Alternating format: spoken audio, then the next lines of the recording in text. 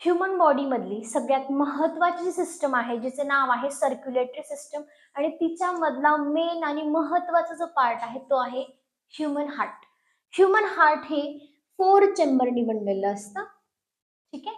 आता बघायला गेलं तर ही आपली राईट साइड असते आणि ही आपली लेफ्ट साइड असते. बट आता मी जर अशी उभं राहिली म्हणजे हार्ट माझा असं असणार आहे. ठीक आहे. तर ही माझी आहे लेफ्ट साइड आणि ही आहे माझी right side. So this is your left side आणि ही आहे राईट साइड. ठीक आहे. आता हार्ट हे 4 चेंबर मध्ये डिवाइड झालेलं असतं. तर जे वरचे चेंबर्स आहेत त्यांना आपण म्हणतो ॲट्रियम. जे लेफ्ट साइडला आहे त्याला आपण म्हणतो लेफ्ट ॲट्रियम.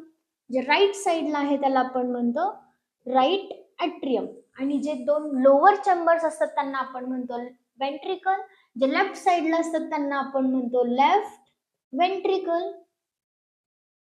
आणि जे राईट साइडला आहे त्यांना आपण काय म्हणतो राईट वेंट्रिकल. ठीक आहे. आता सगळ्यात पहिलं ह्यूमन बॉडी मधून जेव्हा हार्ट मध्ये ब्लड एंटर होतं ते पहिल्या चेंबर मध्ये होतं. म्हणजेच कोणत्या चेंबर मध्ये होतं? राईट ॲट्रियम मध्ये होतं.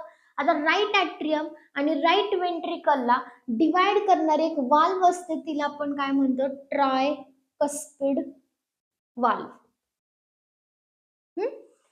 आता राईट ॲट्रियम मधून आपलं जे ब्लड कुठे येतं? राईट वेंट्रिकल मध्ये येतं. आणि राईट वेंट्रिकल मधून ही इथे एक पल्मोनरी आर्टरी असते जी कुठे जाते? आपल्या लंग्स कडे जाते.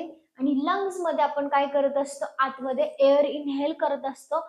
लंग्स मध्ये अल्व्हिओलाई नावाच्या सेल्स असतात जे की काय करतात? ऑक्सिजनला फिल्टर करतात, ऑक्सिजनला बॉडीमध्ये ऍब्सॉर्ब करतात आणि बाहेर CO2 एक्सपेल करतात. मग हे जे ब्लड आहे राईट वेंट्रिकल मधून लंग्स कडे गेलेलं ते तिथे जाऊन त्याच्यामध्ये ऑक्सिजन मिक्स होतो आणि ते जे ब्लड आहे ते काय होतं? प्युअर होतं.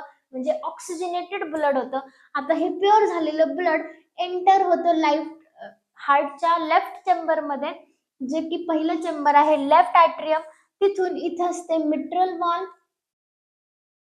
मिट्रल वाल्व ह्या वाल्व मधून ब्लड एंटर होतं लेफ्ट वेंट्रिकल मध्ये आणि लेफ्ट वेंट्रिकल मधून पूर्ण आपल्या ह्यूमन बॉडीला काय केलं जातं?